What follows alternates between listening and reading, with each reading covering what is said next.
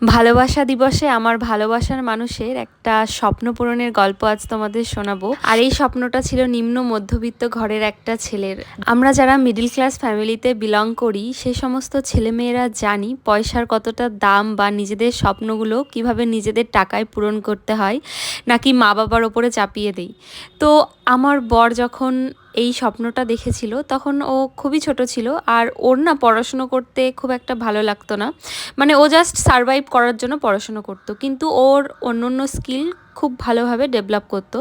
আর ও যখন সিদ্ধান্ত নিল যে এমবিএ করবে, তখন ওর ক্যাটের এক্সামের জন্য তো পড়াশুনো করতেই হবে, আর সেই পড়াশুনোটা যথেষ্ট টাফ, যেহেতু ওটা ইন্ডিয়ার মানে একটা মোস্ট টাফেস্ট এক্সাম হিসেবে ধরা হয়।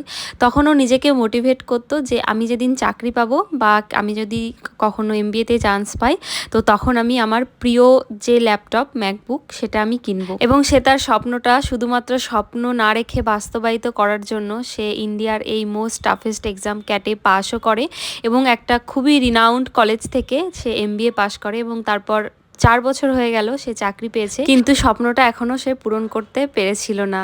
আমরা সবাই জানি যে আমরা যারা মধ্যবিত্ত ঘরের ছেলে মেয়ে, তারা নিজেদের স্বপ্ন পূরণ করার আগে আশেপাশের মানুষজনদের স্বপ্ন পূরণ করতে ভালোবাসি। তো এইসবের মধ্যে দিয়ে 4 বছরও কাটিয়ে ফেলেছিল, আর আজকে ছিল সেই দিনটা যেদিন ওর স্বপ্ন পূরণের দিন ছিল, আর দিনটা ছিল ভ্যালেন্টাইন্স ডে, মানে ভালোবাসার দিন।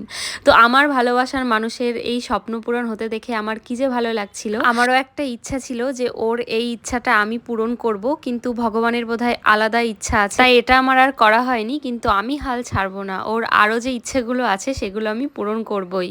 তো আমরা বেরিয়ে সামনেই একটা দোকান ছিল হালকা ফুলকা, এটা বোধহয় ক্যাফে কাম রেস্টুরেন্ট। সেখান থেকে আমি চা খেয়েছিলাম, আমার বোন খেয়েছিল বার্গার, তারপরে চিলি ফিশ, তারপরে 2টো মাটন রোল নেওয়া হয়েছিল। সেই সব কিছু আমরা একদম দারুণ জমিয়ে খেলাম, আর তারপর বাড়িতে চলে আসলাম। তোমরা সবাই আমাদেরকে আশীর্বাদ করো আমরা যেন নিজেদের স্বপ্নগুলোকে এভাবেই পূরণ করতে পারি।